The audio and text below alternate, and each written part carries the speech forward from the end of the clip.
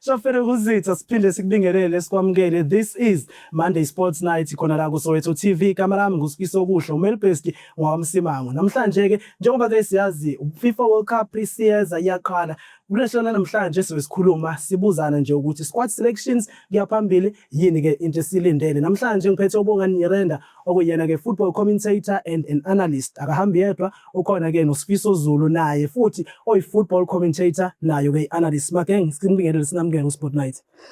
Asike sithi nje siqale nje sibonge ithuba lokuthi nje nisamukele kahle. Yeah, ngiyacabanga ukuthi kuyintokozo ukuba la ekhaya. Mhlawumbe briefly mfethu mangachazela umuntu osekhaya, uBongani Nyirenda, background yakho kwisport, kwezemidlalo, wenzani kahle kahle? Kakhulukazi ke mina umuntu oyi commentator. Ngiphinde ke futhi ngibe umhlaziyi esikhathini esiningi igame mayidlala. Kanti ke nje ngingenza nje into engathi nje zibe kanjalo nje makuloko kuhamba bhuti wami. Make mfethu wena mfethu umuntu mangathi ufuna ukwazi wenzani kahle kahle? Qale ngikubingelela, thanks for having me. Ngibingelela nababukeli. uSifiso mfethu umsakazi webhola kuMakhasi tournament around Israel Gauteng ngiyamthola. Ngale kwalokho nje umuntu okwazi wena ukuhlaziya ibhola nje. Angingasho ukuthi nje not ibhola kuphela kwisports. Ngiyatholakala lapha. Asingene kuye bafethu. Lapha ukuthi siqale bafana sikhulume ngoqualifier kwayo. Are you guys happy sidlalile? Sibonile nama friendly esiwadlalile. Siqale lapha ngaphambi ukuthi sibheke isquad. Friendly sidlalile ne happy sidlane su12 kodwa ke sabona ukuthi wami benza kanjani? Yazi Sifiso, when you talk of us playing C12 background in number 1, even at the time Sasa 11, sure. I was not happy with the performance. Ngithe mangibheka kuningi eksamile sikwenze going forward. Njengoba sesile ngale kuzomela sibambe iqine because of sodlala nama team ahlakaniphe kakhulu more in terms of attack. Le team ebesidlala nayo ayisinikanga that level challenge ukuthi manje singaze sithi ke mhlambe sesilungisele sesiready ukuthi mhlambe singaya sibe kulelo zinga lelo. I team edlala i low block and mongabheka lama team esofesana nawo ngale akusama team ukuthi manje adlala low block ziyalanda ziyeza. So it's going to be a very difficult challenge for us manje ngoba singale. Sifiso, asibheke manje with the pool of players that we have. Yeah. Are you happy with balance experience neyo? We experience ngizothi nje mntakababa sishayekile kancane kodwa ke ibalance yona ngasho ukuthi ikhona, though ngifila ngazathi kunama departments mhlawumbe ucoach wethu abe wadinga ukuthatha kwabhifa lapho nalapho, kodwa ngokwe squad selection nokubuka indlela mhla itake over ucoach Hugo Broos ngicabanga ukuthi mayebabiza yonke into yakhe ayenzile ibe based kwi consistent ngoba akalandanga ama player akakhulu angajoyela ngokwabiza. Ngicabanga ukuthi ke lokho kwenza ukuthi at least i-understanding within ama player awabizile esquadini esinikeze that balance. Kunama kukhulunywa about coach Hugo Broos eba nama defender awu11 ama midfielder kuphela ngathi ayi4. Ikuphi lapho kuthiwa ngisi strong corner from emumva iswini phambili and then ikuphi lapho kuthiwa ukuthi siyashota khona? Kuthusa abantu abaningi kakhulu ukuthi abiza ama defender ayi11, kodwa ngicabanga ukuthi ke mhlambe uma ubuka ama European countries esizodlala nawo amaningi wabo ama country ba good kakhulu when it comes to attacker. Ngicabanga ukuthi mhlambe ngokwakhe not ukuthi ufuna uku-apply i-defensive approach kuma games ezizoya ku, kodwa bengifela ukuthi mhlambe kube nama more of attacking options because mawubuka sino Police sinorele. I would have loved to see Gift Links. He's doing well at Denmark. I would have loved to see we play fana no Potso di Tejane liba in squad. At least it's even more of attacking players than to be defensive because it's a tournament. Even one goal we are next round. Sakhuluma ngalokho Bongani, ngokwakho which player wena obushoyo ukuthi yabona le asinegotiate ngiyayifuna ku World Cup obushoyo engakhona nengekho? So I would have loved to see Lodge esquadini. Sure. As well as Brian Peterson to be part of the national team. Because mongabheka ama games awadlalile uPeterson, you tell ukuthi iplayer elivelile kulawo ma games lawo amancane and ushowe inconsistent. And Masia ngale ngaphandle we looking into ama goalkeepers, they've got a height. And ama players angale ngaphandle akusama player shaya just nje normal ama player kubeka ku 90. Sure. So esikhathini esiningi bengathanda ukuthi ngibone uLodge abe khona available, has been consistent ngale ngaphandle, no Peterson futhi naye abe khona kulesa squad. Zulu ngaphambi kokuthi sivane imaphi ama-player wena mfethu obufuna ukuthi ngiyabona le bengidinga kwi-squad? Mfoka Msimang, ngoba senishilo uGift Links uyi-champion eDenmark, i-team yakhe yenze kahle kakhulu, bengafisa ukumbona, ngicabanga ukuthi nakuma-awards wakhona ngale ngibonile igama lakhe livele kakhulu, lokhu ukutshela something. Okuthe Nkosi Lodge omunye ophakamise kakhulu, kodwa-ke prior to i-squad announcement ngizwe ngathi bekunamahemhem ukuthi kunama-injuries, engicabanga ukuthi mhlampe kube izizathu coach wethu angambizi, kodwa bengingathanda ukubona those two players abayingenye Bafana ku-World Cup. Well, asithi kuyibambalana kwamanje sobuya emva kwekhefu wena ungayindawo. Sizokala.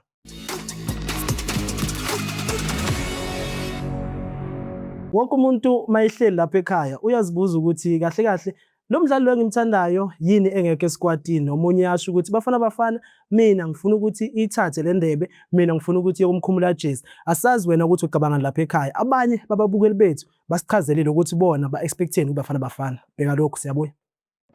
Abafana kule World Cup lesiya kuyo manje, like izodlala man, cause masijongile le squad esisinazo ngoku compared lama players esinawo, like we have more quality. Jonga manje we have players that are playing abroad that are going to be playing in this World Cup. Sho ukuthi bazoba nayo le experience okuba babe nayo le mindset ukuthi how does the players from outside the country badlala kanjani, yebo?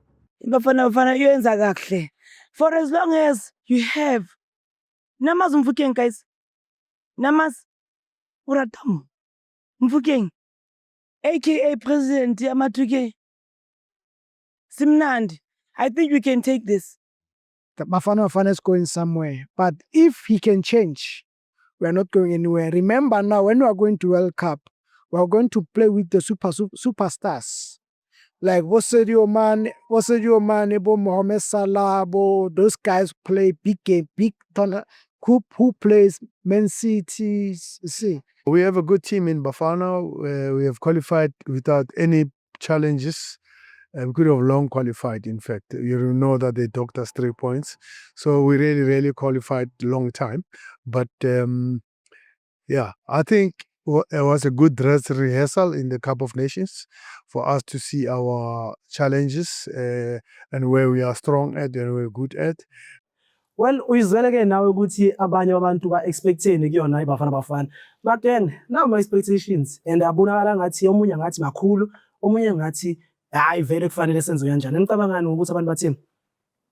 Well, Sifiso, engakusho nje ukuthi everyone wants South Africa to win. Sure. We also want South Africa to win. But the sad part is that we're looking into our 24-man squad. And mangibheka nje wabesekashilo umfoka Zulu ukuthi ke kule 24 siphethe 11 defenders, you know, and kule 11 defenders siyodlala nabantu abadlala i-counter attack more special most of the times. Ama teams are well tactical, abane awareness right when it comes to attack. And the thina siphethe ama defender 11.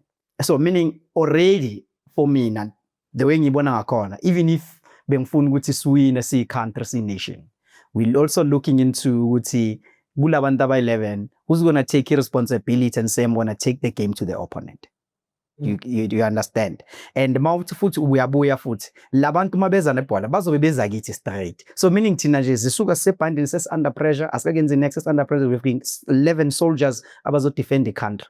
You understand? So I'm not expecting into eziningi, but if we make it to uphuma ku group stage, lokho kuzongijabulisa. But ke kusangithusa nje kwamanje. Zulu, umzile nawe khona okhulume ukuthi sophuma ama group stages.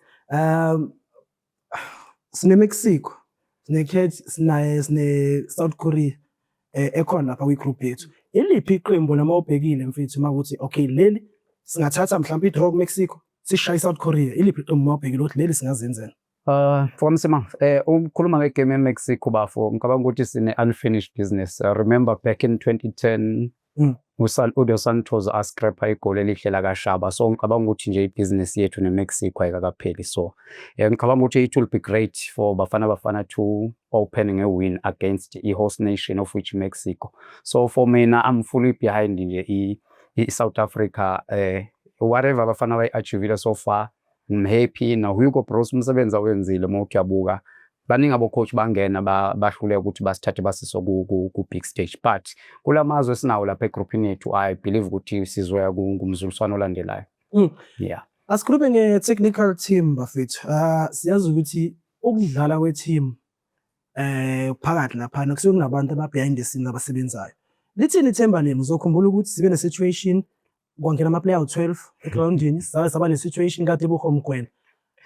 Nithini ngaleyo nto le-technical team lapha emuva nabantu abasemuva?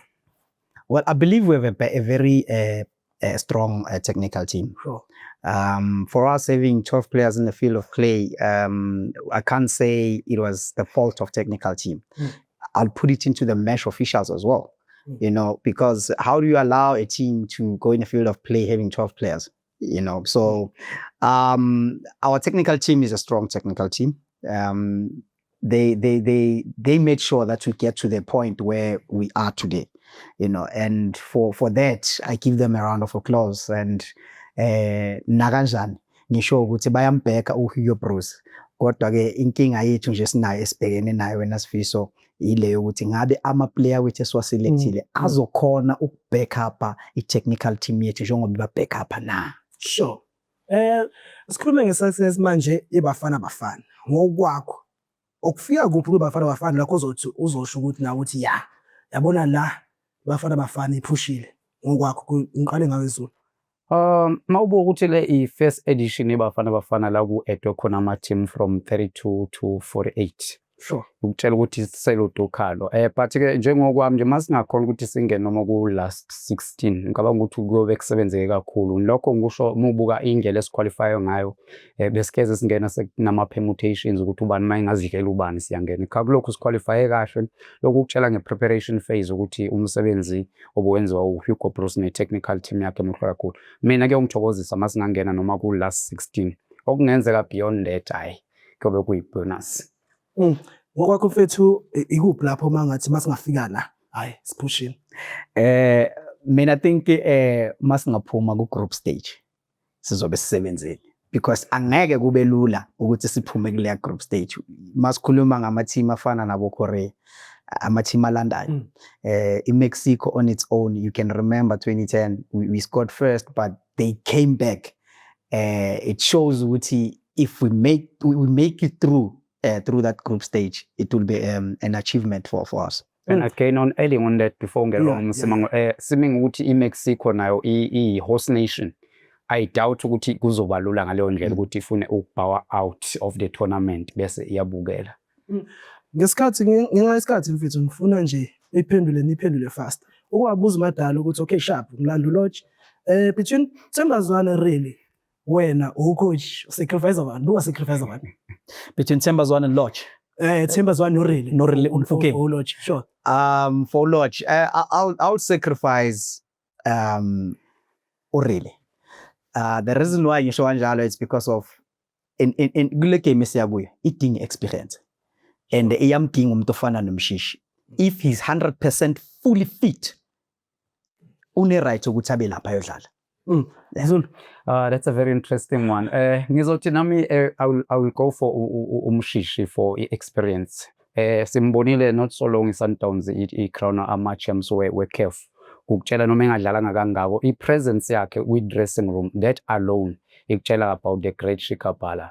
I'll opt for uMshishi 365. Uyizwele ke ukuthi amagenge amathini lana kwamanje asime lana siyabuya emboretwana.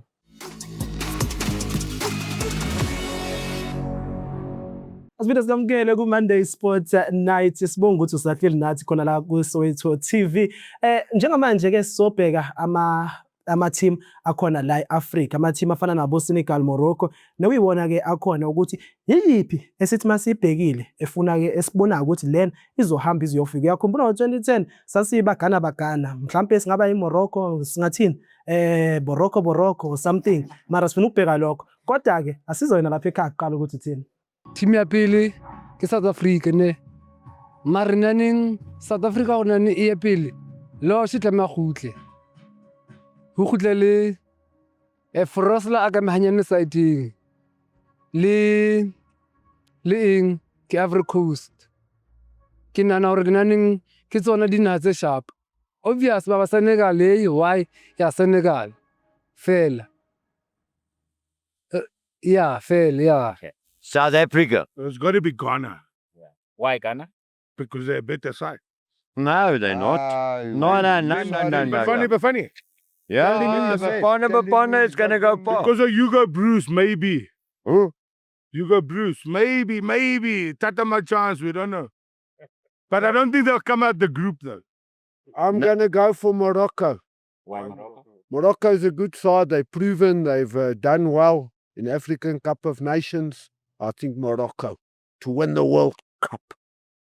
I say South Africa. Thank you. Why do you say South Africa? Why South Africa? Because I come from South Africa. Senegal yona vele nama-star abo Mane ngibone the way ba-performing ngakhona ko-AFCON plus ne-Morocco yona ngelanga lakhona ikhona ukudlala kahle. Sure. Maybe Senegal. Why Senegal? Because they got best players. What's that guy's name from Liverpool? Sadio Mane. No, he's not by Liverpool anymore. Yeah, but he was. Me, I say Brazil. And you know what? If they don't win, they somehow walk off the field. Hayi khona. Izene-ke nawe lapho ekhaya ukuthi abantu bachaza kanjani. Wafethu nama-team akhona ase-Afrika. Uyezwa abantu ukuthi babheke kakhulu neSenegal. Nama-team ase-Afrika eyiphi team enibhekile Afrika ukuthi izohamba phambili? Well, I would say take no credit from Morocco, but looking at how the team have been consistent in Africa, we're taking it from the Africa Cup of Nations. You look at your Senegal. Senegal is a very disciplined team when it comes to the play fielding. Though there were incidents where it happens to the finals. I can't dwell much into that, but I'm looking at how they actually started from Icheniabo, from Africa Cup of Nations, qualifying for the World Cup. They've been there. In Morocco, yes, it's a team that is very dangerous. Last World Cup, you remember, I think semi or quarter somewhere there, Manga Pazami, and they're also playing ama players Alalang. Ngaphandle, most of them. So we expect those two those two teams, I think they can represent Africa very well. Zulu, yiphi team oyibhekile wena mfethu? There are three actually for me. I would say South Africa. I'm proud of South Africa. For one reason, mawubuka isquad sethu ubuka i-success ye-Sundowns. Africa ubuka i-selection ka-coach wethu athatha i-Orlando Pirates ethathe 3 amakapu locally. Majority of the players we national team yethu ibafana i-Sundowns, Pirates, of which I'm not shocked ukuthi ngize ngibadoubt ukuthi they can go as far as possible based on that selection yaba coach. I will say Morocco i-record labo lasikhulumela they've got more of overseas based players. Abo Hakimi, then you can name them. Unahi, that experience, it will come here. You remember, we're not only going to be competing with African stage, we're going worldwide. Meaning, ukuthi baba ne-vast experience magiwa ngale. Yokugcina ngokuthi i-Senegal for being angazi baphukile icup yabo uba ama-champs we-AFCON. But ke babonisile ukuthi ihanga ne-determination into khona. So it's those 3 countries for me. Nikhuluma ngeMorocco ukuthi kuqala yahamba kakhulu. Iyiphi change otanga ukuthi kumele yenzeke kuze sibone namanye ama-African team enza njengelokho njengeMorocco? Mhlawumbe sintshe indlela edlala ngayo. Mina angicabanga ukuthi mhlawumbe kumele sitshintshe indlela edlala ngayo. Into engifuna ukuthi mhlawumbe ngiveze la ukuthi for African teams ukuze ziqale nazo zizokhona ukuthi mhlawumbe njengoba mase ediwe ama teams sizokhona ukuya nathi sibaningana. Ukuthi sichintshe i-mindset yethu esenza ngayo izinto la eAfrica when it comes to football. Number 1, si continent most of the time masingathi sabheka South Africa yiyo ephezulu ngokwezinga lokuthi kwenzakale izinto ze football ngendlela right in a modern football world. Kwamanye ama country bayasokola now and there. So masingazama ukuthi ke sizame ukuncedisana njengeAfrika ukuthi sibambisaneni in terms of ukuthi okay ama resources esinawo mhlambe eMzansi yipi mhlambe iresource engafunwa mhlambe iBotswana yipi resource mhlambe engafunwa iNigeria. I know there are ama rivals wethu lawo kodwa ke thina siwasabi bayazi nabo. Masingazama nje ukuthi sincedisane kube nokuzwana kahle in terms of football nathi singabuya mhlambe sesibuya kule World Cup ezayo sesinama team amaningi ayo compete le because ngana ama European countries maningi ngaramfithu. Sure. Masibheka si compare sakhuluma ngeNigeria mawuthatha iSouth Africa uyicheck nama African teams sikuphi kahle ngezinga lebhola kulawa siyana World Cup sikuphi siphansi kubo siphezulu kubo senani? Ngingathi ngokwezinga lebhola noma ubuka istandard seleague yethu siphezulu. We're not far off comparing to those northern African countries because even ku continental football like I mentioned ama South African teams we are doing quite well ku CAF. Leyo nto ikutshela ukuthi sebeqalele ba notice ukuthi there's something cooking eMzansi. As a result bathatha uPitso wethu Egypt not so long balandela ngoRolani. Leyo nto ikutshela ukuthi there's something good esiyenzayo la eSouth Africa. But I would love kulombuzo oqeda ukubuza uBafu Bongani ukuthi sibe na more of ama players wethu eswadedela ukuthi ahambe ayodlala overseas so that they can gain a vast experience babuye bazoncedisa bafana. I think we can go to such World Cup stages perform beyond indlela esibheke ngakhona. Ngenxa yesikhathi fethu prediction game yeMexico neSouth Africa senza kanjani lapho siqale ngabo ngani lesiza ngasiva? Well, I would watch for a draw. A draw. Yeah, I would watch for a draw. Goalless draw. Sure. Yeah. Sure. Very interesting. I will say Bafana win, but with a very tight scoreline. Can be 1-0, 2-1, but they owe us big time. Zokurawe. Mahoba.